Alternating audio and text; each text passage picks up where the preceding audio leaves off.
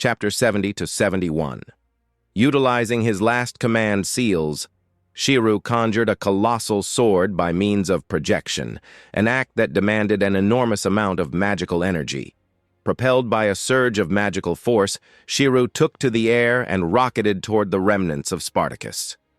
"Eah!" The black mud roared in response, rolling and surging forward to form a conscious shield in front of Spartacus. Shirou's thoughts took control, and swords from the wasteland flew to him, forming a massive horde. "That is—" Artoria was stunned by the sight, as were the other servants and masters who were also witnessing the spectacle.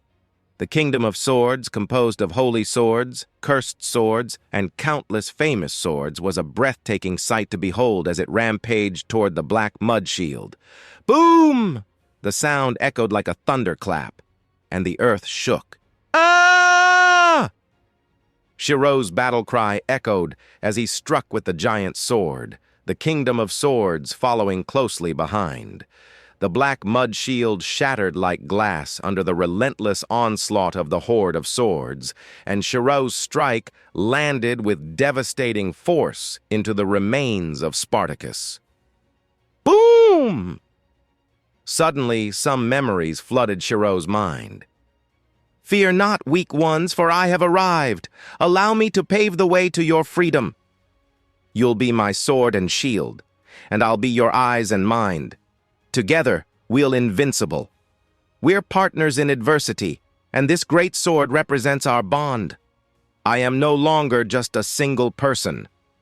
As their memories flooded Shirou's mind, he plunged the great sword into the remains of Spartacus and quickly made his escape.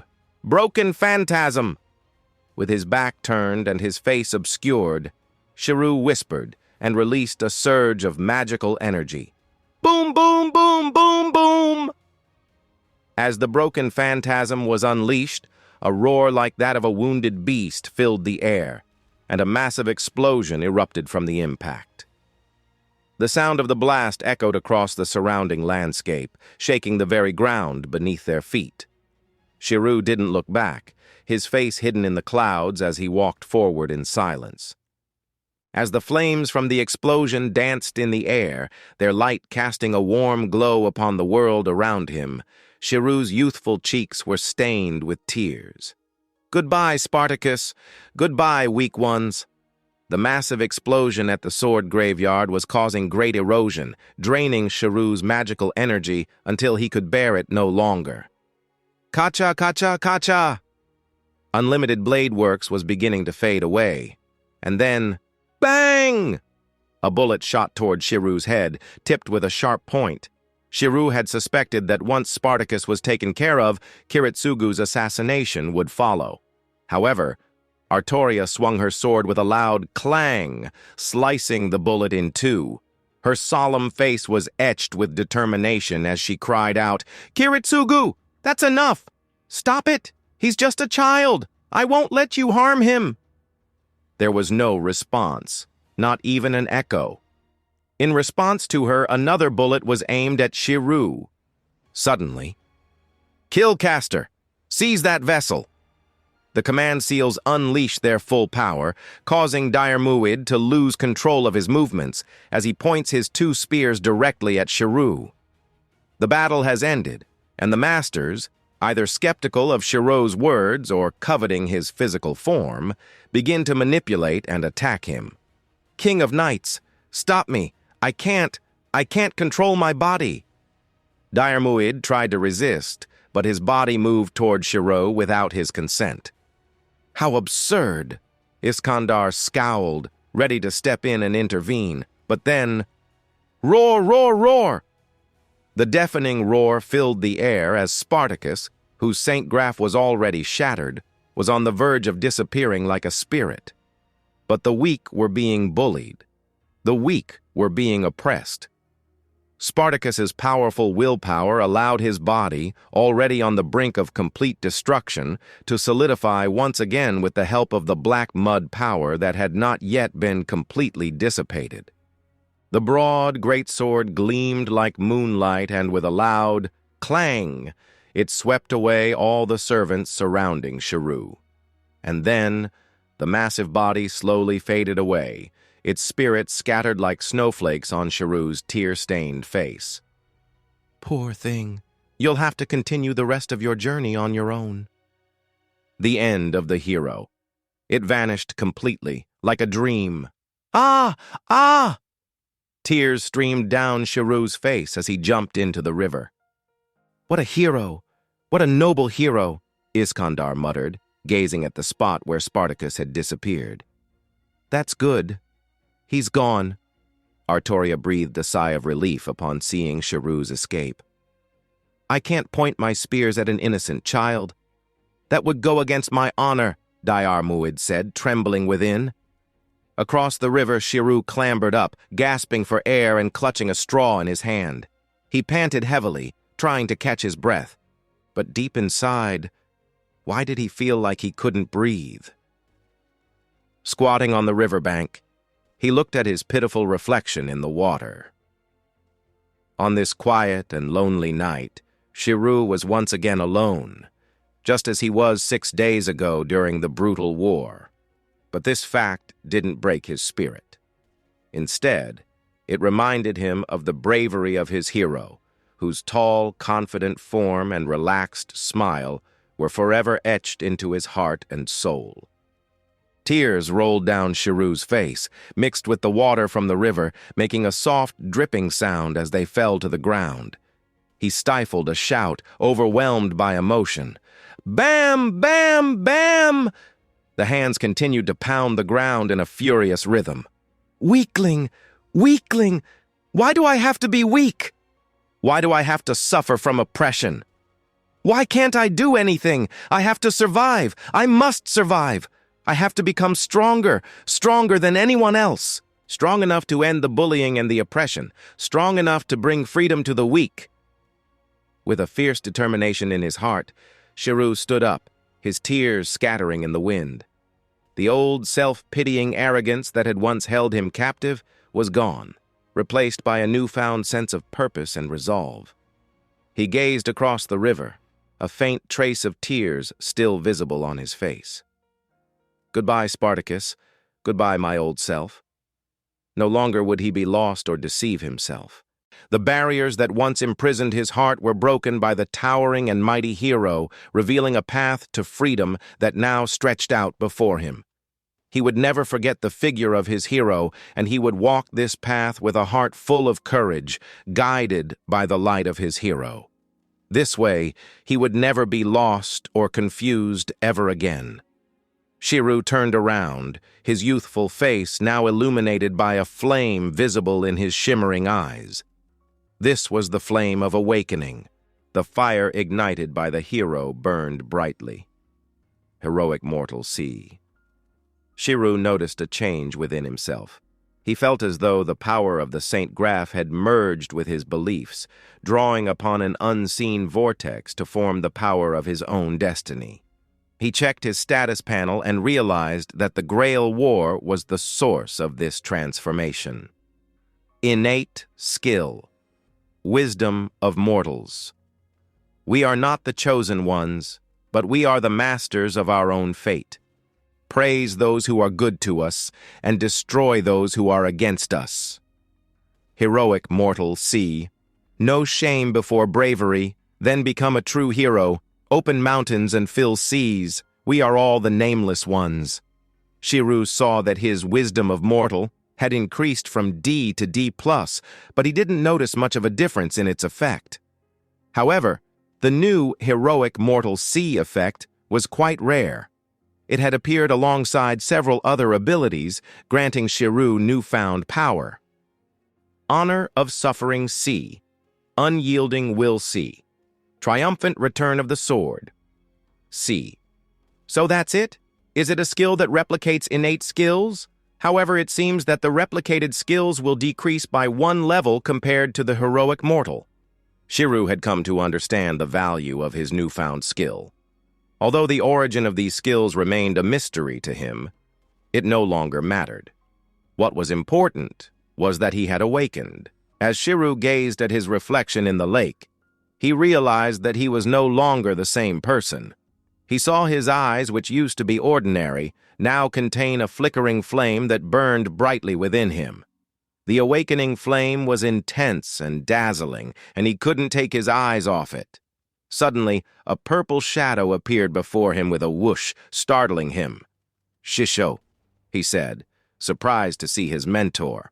Shirou was taken aback to see Skathak standing before him, as she had always told him that she was unable to materialize. However, the Skathak who had materialized now appeared pitiful, with broken spears and torn armor. "The flames in your eyes are truly dazzling, Shirou," Skathak said with a smile. Shirou was concerned as he asked, "Shirou, how did you end up here? What happened to you?" Just as Shirou was about to comfort her, his awakened flames suddenly flared up, causing him to stumble. He had a fleeting feeling that he could understand Skathak, but he quickly regained his composure. Gently taking her hand, Shirou checked his interface, where he saw the skills, Wisdom of Dunscath C and God Slayer C, listed. He wondered if he could copy these skills just by observing them. However, despite successfully copying them, he was unable to activate them due to his lack of magical energy. Like the impressive swords of projection, these were not accomplishments of his own and required the corresponding magical energy to bring them to life. "Ah, I see," Skathak concluded. "The awakening of the unusual aura, it's the flame, isn't it?" Shirou's face broke into a faint smile. "You figured it out, Shirou." "Such a dazzling flame, no one can ignore it," Skathak said with a smile. "But it seems that only mortal feats can be replicated. The feats of gods and other races are beyond duplication." "Shirou, you're not going to make me guess this time?" "I no longer have the right to do so," Skathak replied with a hint of sadness in her smile. "Don't be silly, Shirou," Shirou said, smiling. "Never mind that now. No matter how much you'll dislike me later, let's find a safe place before Gilgamesh catches up," Skathak said, taking Shirou's hand. "I understand." They quickly left the area. Before long, Gilgamesh appeared on the scene. His piercing red eyes narrowed. "Have you awakened, you mongrel? It's that revolting mongrel power after all. No matter. I'll spare you for now. I have something else to attend to." Gilgamesh then left. He reached the church where Kirei was present. Kirei was reciting the prayers of God, facing away from Gilgamesh. "What's this, Kirei? Did you kill Tokiomi and now you're seeking absolution?" Gilgamesh sneered. "I did not kill him," Kirei replied, turning to face Gilgamesh. His calm gaze met Gilgamesh's eyes. "The teachings of God say that taking a life is a sin.